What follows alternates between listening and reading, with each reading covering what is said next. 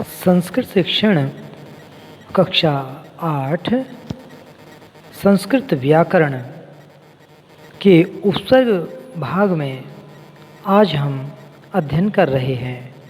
सभी विद्यार्थियों का हार्दिक स्वागत है। उपसर्ग उपसर्ग किसे कहते हैं? प्रीफिक्स। उपसर्ग किसे कहते हैं?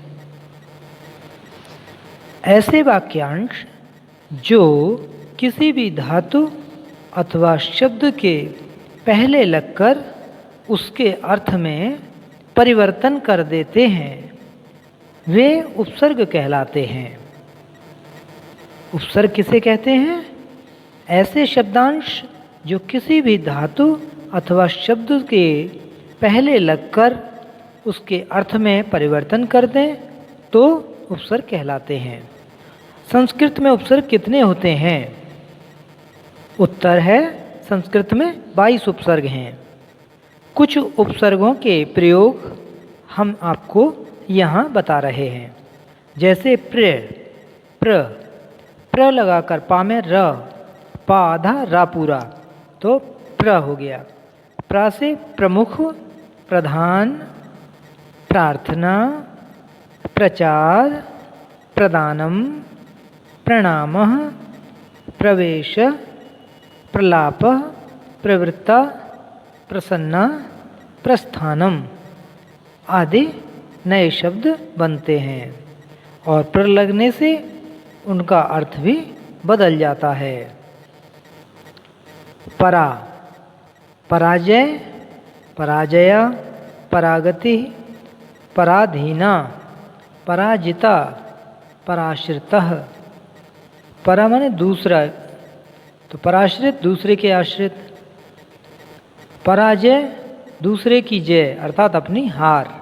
पराजय माने क्या हुआ? हार। पराजय दूसरे की जय। जब दूसरे की विजय हो गई तो अपनी हार हो गई, तो इसका अर्थ बदल गया। जय होती है, जय माने विजय, लेकिन परा लगाने से पराजय अर्थात उसका उल्टा हो गया हार। अपमान, अपेक्षा, अपकार, अपसरण, अपहरण, अपयश, अपयशः, अपवदनम। इस प्रकार से अप लगाकर नए शब्द बन जाते हैं। जैसे मान, मान का मतलब मान सम्मान, और अपमान उसका मतलब हो गया उसका सम्मान ना होना, यानी उसका उल्टा। निस माने बिना या बाहर। निस लगाकर शब्द बनाइए नए। निष्क्रमणम, निष्क्रमणम, निकल, बाहर निकलना। निकला, निर्गच्छति, बाहर निकलता है। दुष माने कठिन। दुष्कर, दुष्कर। वी से अलग या बिना। वी से विहाय, हाय से पहले विहाय, छोड़कर, अलग होने के अर्थ में। मूल, आमूल, आद सीमा तक, मूल पर्यंत, आमूल मूल पर्यंत। नीचे, निपतति, नीचे गिरता है। अधिगच्छति, जाता है। अधि ऊपर, अधि माने ऊपर, अधिवसति, निवास करता है। अधि दधाति, अपि दधाति, यानी धारण करता है। अपि माने, अपि यहाँ निकट का अर्थ है। अति माने बहुत। अति उत्तम, अत्युत्तम, बहुत सुंदर। शोभनम, अति शोभनम, अर्थात उत्तम, अत्युत्तम, अति लगाकर अत्युत्तम। दुष लगाकर दुष्कर, दुष्प्रचार, दुष्कर। निर लगाकर निर्गच्छति, निरपराधम। कतिपय और उपसर्गों के प्रयोग देखिए, जैसे प्र लगाकर प्रमुख, प्रधान, प्रार्थना, प्रचारः, प्रदानं, प्रणामा, प्रवेशा, प्रवृत्ता, प्रसन्ना और प्रस्थानम। सभी में प्र लगा हुआ है शुरू में, तो ये प्र क्या हुआ? उपसर्ग है। और बाद का शब्द है वो शब्द अलग है, उसका भी कुछ अर्थ है, जैसे मुख और प्रमुख, प्रमुख मेन व्यक्ति, प्रमुख व्यक्ति। प्रधान, धान, प्रधान। ऐसे ही प्रार्थना, प्रचार,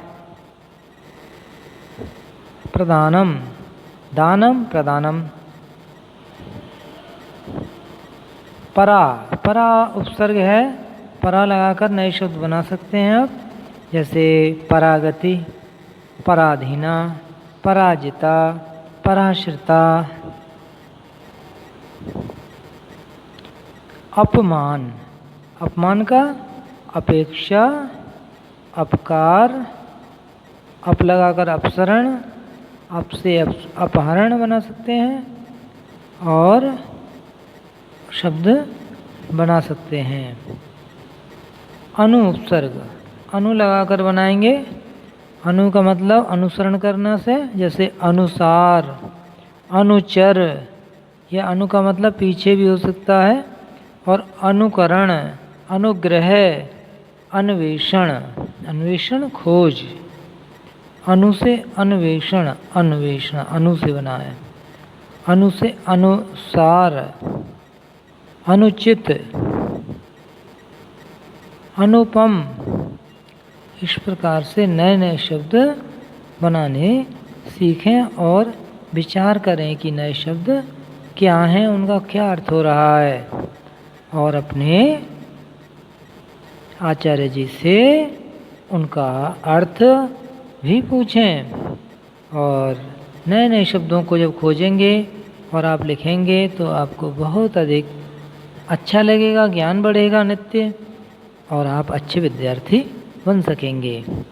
तो जितना कार्य बताया जाए उससे भी आगे आप अपने विचारों को कल्पना शक्ति से और नए शब्दों को सोचिए और ढूंढिए ये उपसर्ग लगाकर नए शब्द कैसे बने हैं। और किसी शब्द में कहीं उपसर्ग लगा है तो उसे पहचानना सीखें कि किस प्रकार से ये नए शब्द हैं और इनमें उपसर्ग क्या है। उपसर्ग कहाँ जोड़ते हैं? किसी भी शब्द के शुरू में, पहले होता है शुरू में ही। जैसे प्रत्येक, तो प्रति शुरू में लगा है, एक से पहले लगा है प्रति, तो प्रति प्लस एक बराबर प्रत्येक, तो प्रति उपसर्ग हो गया।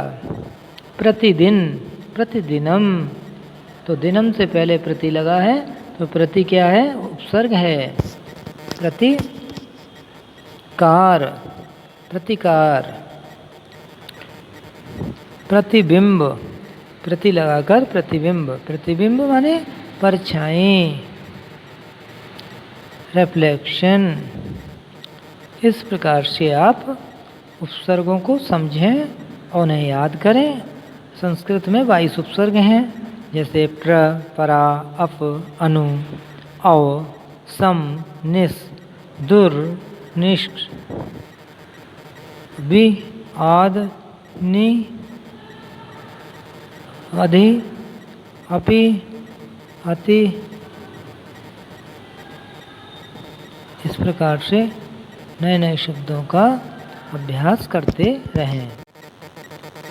और शब्दों को देखिए, निस, निस माने बिना, निष्क्रमणम बराबर निष्क्रमणम, बाहर निकलना, निष्क्रमणम।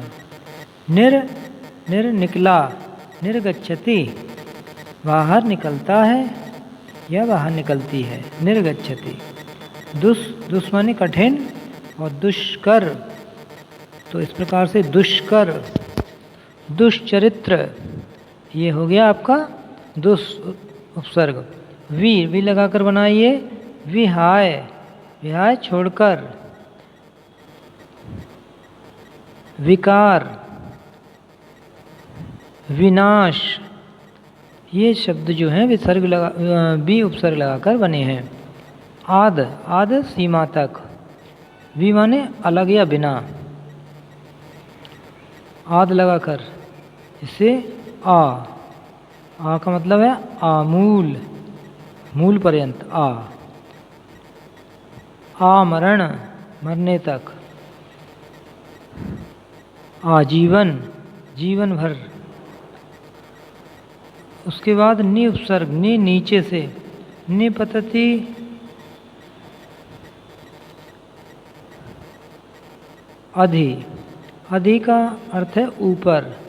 अधिगच्छति निवास करता है, अधिगच्छति जाता है।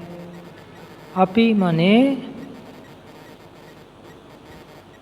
भी, इसमें लिखा है अपि निकट। अपि दधाति, अपि दधाति धारण करता है, भी धारण करता है। अति माने बहुत, अति उत्तम। इस प्रकार से नए शब्द बनाने का अभ्यास करेंगे उपसर्ग लगाकर। दुष्चरित्र, दुष्कर्म, दुस्साहस, दुस्सह।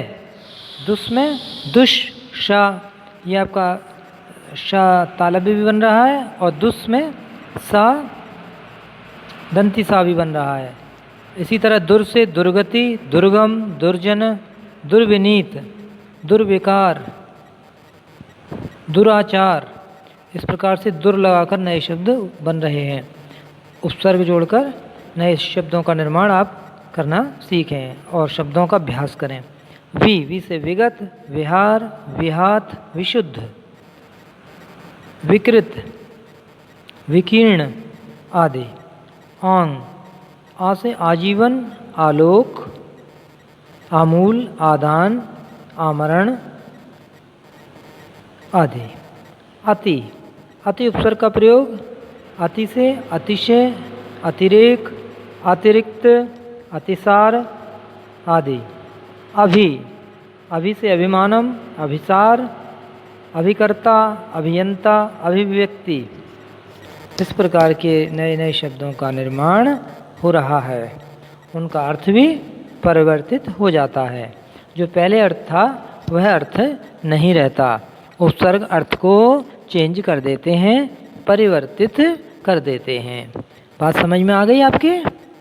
तो प्रिय विद्यार्थियों, उपसर्ग किसे कहते हैं बताएंगे? उपसर्ग उसे कहते हैं ऐसे शब्दांश जो किसी भी धातु या शब्द से पहले शुरू में जुड़कर और उस शब्द के अर्थ में परिवर्तन कर देते हैं, उपसर्ग कहलाते हैं। संस्कृत में 22 उपसर्ग हैं। उपसर्ग हैं दुस, सम, अव, निस, निर। सम का प्रयोग देखिए, सम, सम्मानम, समाधान, संभूय, संभावना, संस्कृति, संप्रदानम, संगमनम, अवतार, अवतरणम, अवगमनम, अवधानम, अवज्ञा, अवस्थानम, अवमन्यु। इस प्रकार के शब्द हैं। अब लगाकर नए शब्द बन गए, उपसर्ग जुड़ गया। निस को जोड़िए, निस लगाकर, निस से निश्चय, निश्चलम, निश्चलः और निस्तरणम। इसके अलावा निस्सारम, निस्सहाय और निर लगाकर बनाइए। निर माने बिना, निरादरम, आदर के बिना, निरादर। निरसमम, निराकरणम, किसी समस्या का निराकरण करना। निराकरण का मतलब हुआ हल करने से। तो निर्भगनम, निर्गभनम, निर्देशः, निर्देशः, निराश्रित, निर्भीकः, निर्भीक, निडर, डर के बिना, अर्थात जिसके पास डर ना हो वो निर्भीक। तो निर का अर्थ है बिना से। निरादर, निराकरण, निर्भीका, निर्देश, निराश्रिता। इस प्रकार के नए शब्द बन रहे हैं। इन शब्दों को पढ़िए, अभ्यास कीजिए और अच्छी तरह से समझिए और उपसर्गों को अच्छी तरह याद कीजिए। अपनी कॉपी या डायरी में नोट कीजिए।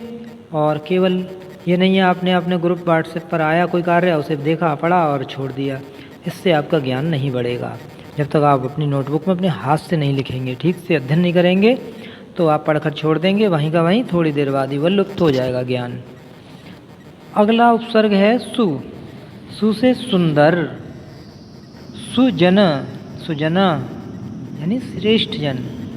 सु का मतलब सुंदर है, तो अच्छा, सुंदर, सुजन, सुजन। सुव्यवस्थित, सुरुचि। और अभ्यास करें, नए शब्द और पढ़ें। अभि, अभि माने और, तो जैसे अभि से अभिनयति, अभिनय करता है, अभिनयति। प्रति, प्रति माने और, प्रति लगाकर प्रत्युत्तर, प्रत्युत्तर। प्रतिकार, प्रति प्लस एक, प्रत्येक। प्रतिदिनम, परि, परिभ्रमण, परिभ्रमणम। परिक्रमा, उप, उप माने समीप, उपरामम, उपग्रामम। इस प्रकार से इन उपसर्गों का प्रयोग होकर जो शब्द बन रहे हैं, तो वह नए शब्द उससे अर्थ, अपने पहले अर्थ से भिन्न हो जाते हैं, उनका अर्थ परिवर्तित हो जाता है। और ये अर्थ परिवर्तन कौन करा रहा है? उपसर्ग। उपसर्ग के योग से शब्द के अर्थ में परिवर्तन हो रहा है। उपसर्ग कहाँ जुड़ता है? किसी भी शब्द के प्रारंभ में, शुरू में जुड़ता है, शब्द के आगे जुड़ता है, सबसे पहले। और प्रत्यय कहाँ जुड़ता है? प्रत्यय किसी शब्द के अंत में जुड़ता है, प्रत्यय किसी शब्द के अंत में जुड़ता है। जैसे पठ प्लस कृत्वा बराबर पठित्वा। अब हमारा ये वीडियो लेसन समाप्त होता है। उपसर्ग, आप उपसर्गों का अच्छी तरह अभ्यास करेंगे। धन्यवाद।